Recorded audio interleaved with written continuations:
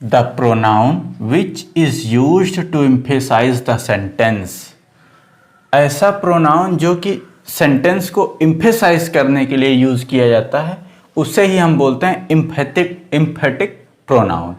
The pronoun which is used to emphasise the sentence, इसका क्या मतलब, एम्फेसाइज मतलब सेंटेंस पे जोर देने के लिए, सेंटेंस पे बल देने के लिए जो प्रोनाउन यूज किए जाते हैं वही हमारे एम्फेटिक प्रोनाउन होते हैं। ये कौन कौन से होते हैं? My self, your self,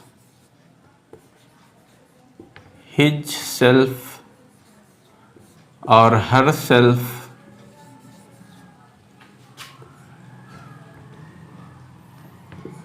it self. ऐसे प्रोनाउन जिसमें सेल्फ जुड़े होते हैं वो हमारे प्रोनाउन एम्फेटिक प्रोनाउन होते हैं। और ये प्रोनाउन, इन्हें हम सिंगुलर में काउंट करते हैं। ये हमारे सिंगुलर होते हैं। सिंगुलर का मतलब ये सिर्फ पर्टिकुलर एक पर्सन को ही इंडिकेट करते हैं, एक पर्सन या एक थिंग, एक वस्तु को ही इंडिकेट करते हैं। अब जब ये हमारा प्लूरल आ जाए, प्लूरल पर्सन हो जाए वहाँ पे या प्लूरल थिंग हो जाए, तो हम उससे कैसे करते हैं? एफ के स्थान पे VES हम जोड़ देते हैं। जैसे अगर हम आवर सेल्फ को प्लूरल बनाएंगे तो हम इसको करते हैं आवर सेल्फ्स। ऐसे ही योर सेल्फ को हम बनाएंगे तो ये होता है योर सेल्फ्स।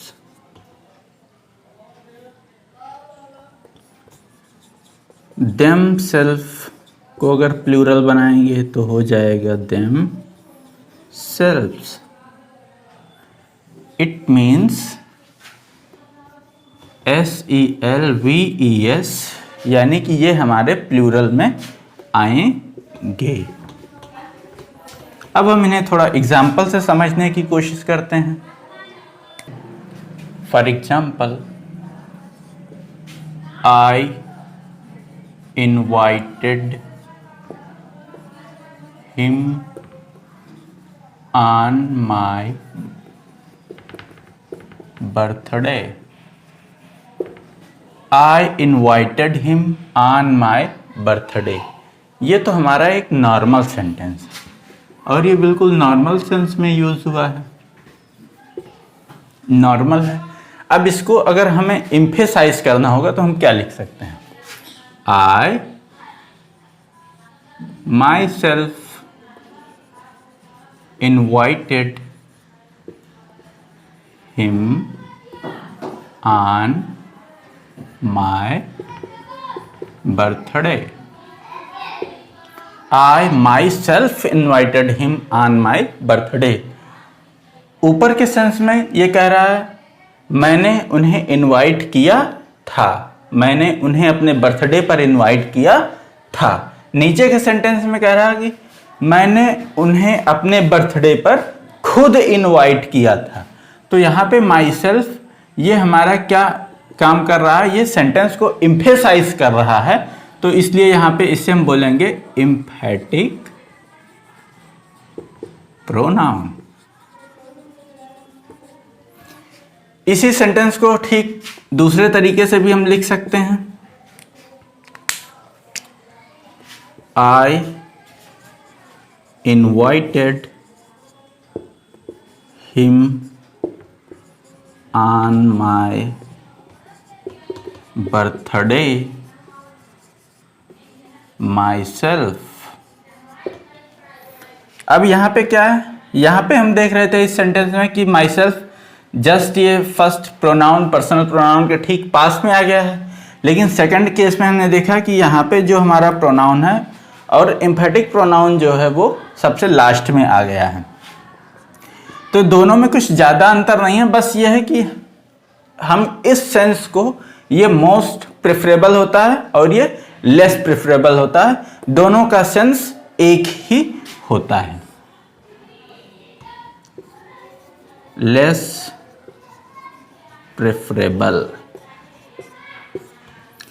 ये हमारा मोस्ट प्रेफरेबल होता है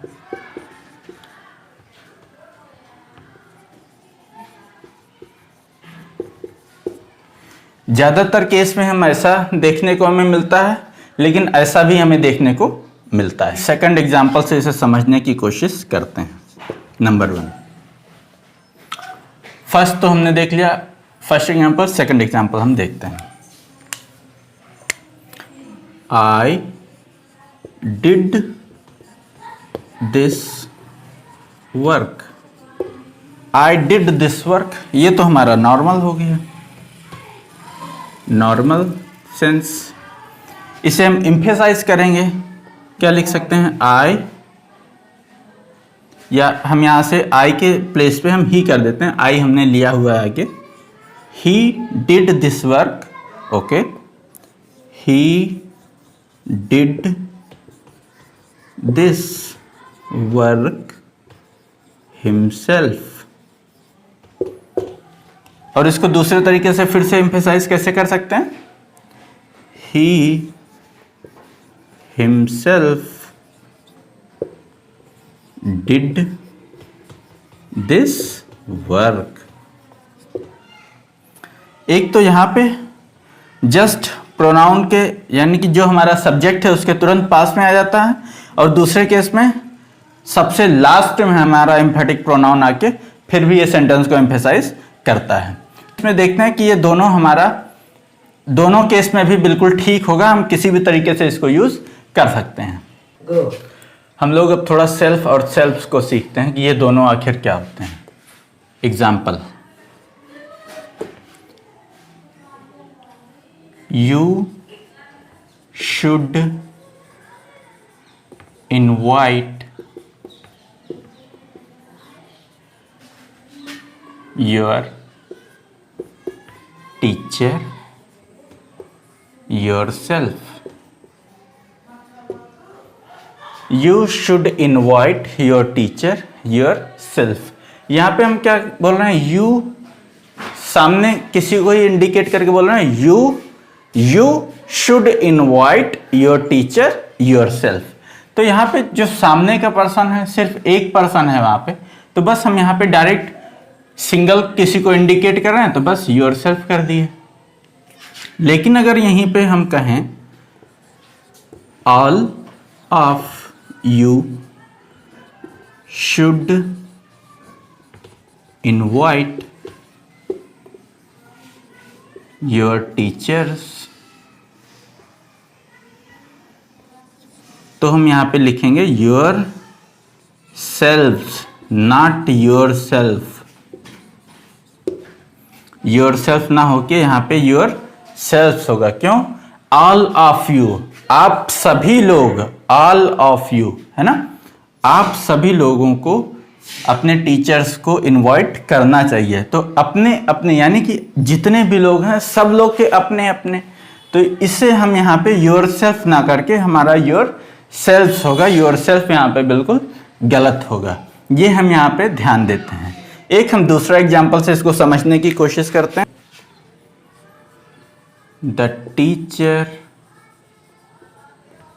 said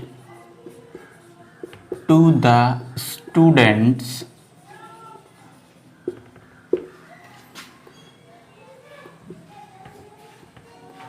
you yourself are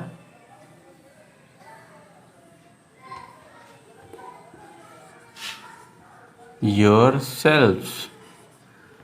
The teacher said to the student, you yourself or yourselves should do your homework। अब यहाँ पे बताना है कि यहाँ पे क्या आना चाहिए। The teacher said to the students, you yourself or yourself should do your homework।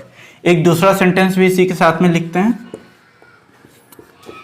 The teacher said to the boy, you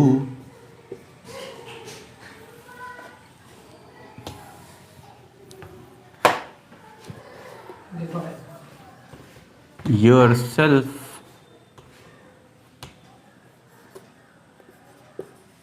should do your homework।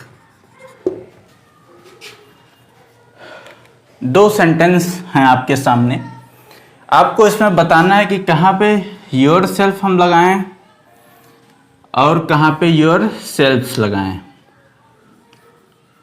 Your सेल्फ्स, should यहां से हटा देते हैं, शुड को हम ले लेते हैं आगे थोड़ा सा। यू योर सेल्फ और yourself should do your homework. ऊपर का sentence, the teacher said to the students, teacher ने स्टूडेंट्स से कहा। स्टूडेंट्स से क्या कहा? यू योर सेल्फ और yourself should do your homework. हम यहाँ पे देखेंगे कि आखिर जिससे बोला जा रहा है वो सिंगल है, सिंगुलर है या प्लूरल है। तो हम यहाँ पे देख रहे हैं कि जो हमारा नाउन है, जो हमारा ऑब्जेक्ट है, ये हमारा प्लूरल है। जब ये हमारा प्लूरल है तो हमारा यहाँ पे किसी भी केस में सिंगुलर ना हो करके ये हमारा प्लूरल ही सही होगा। सेकंड केस में हम देखते हैं, the teacher said to the boy you yourself और yourself should do your homework. यहाँ पे टीचर बॉय से कह रहा है, ना कि बॉयज, तो ये हमारा यहाँ पे सिंगुलर है। और जब ये सिंगुलर है तो सिंगुलर के केस में हमारा योर सेल्फ होगा, योर सेल्फ नहीं होगा। तो इस तरीके से हम इसमें देखते हैं कि जब भी हमारा सेल्फ और सेल्फ में हमें दोनों का कंपैरिजन देखना होता है, हमें समझना होता है, तो हम ये देखते हैं कि आखिर जिसके बारे में हमारा बात किया जा रहा है, जो हमारा ऑब्जेक्ट है, जिसके लिए योर सेल्फ यूज किया जा रहा है, क्या वो सिंगुलर है या प्लूरल है। यदि वो सिंगुलर होता है तो उसके लिए हम सेल्फ, और प्लूरल होता है तो उसके लिए हम सेल्फ यूज करते हैं।